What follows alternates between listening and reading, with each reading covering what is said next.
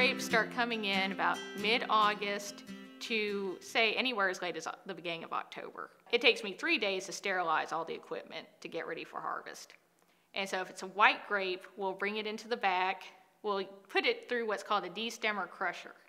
And what it is, you've got a big hopper on the top of this big long box. You put the entire cluster in there, so stems, everything. It'll go down into that hopper and pass through a cylinder. That cylinder is perforated, so it'll pull off the grapes, and meanwhile a series of rubber paddles will push the cluster down to the end, where by the time it's finished, all you have left is a stem. And that'll shoot out the end of the piece of equipment. It then falls down, all the grapes fall down into the crusher, and it's a series of rubber paddles that are gentle enough that it'll pop the grape open, but it won't crush the seeds or add all those extra tannins into the wine. So it's a very gentle series of paddles. That falls down, and we have what's called a must pump, because what I'm pumping is not just liquid. I'm pumping the pulp, the skins, the seeds, all of that has to go through this hose and through this big, long pump. And a liquid pump would clog in 2 seconds. So this is specially made so that it'll pass through all that must, all that solid, semi-solid matter. And that'll go into what we call the press. Now the press is this huge, it's bigger than most cars. Huge piece of equipment. And we'll pump it inside of that, and it's got basically a large canvas, special waterproof canvas bladder. So I can fit 2,000 pounds of grapes into that cylinder.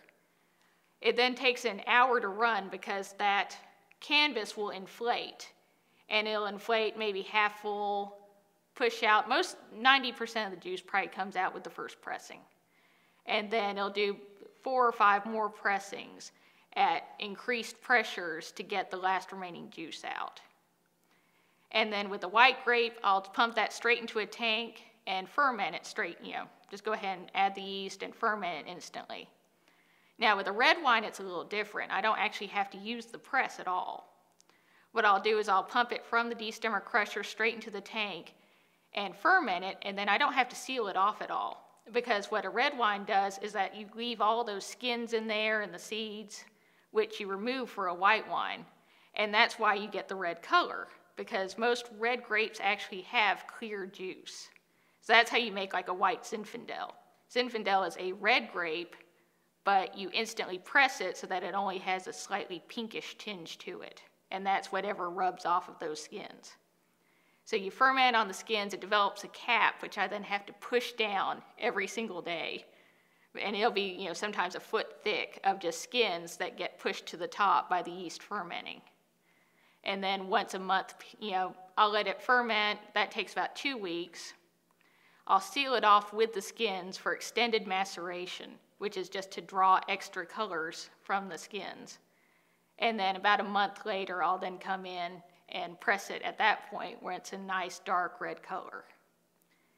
And then the patience part begins, because for a white wine, it may be 6 months and it'll be ready to be bottled.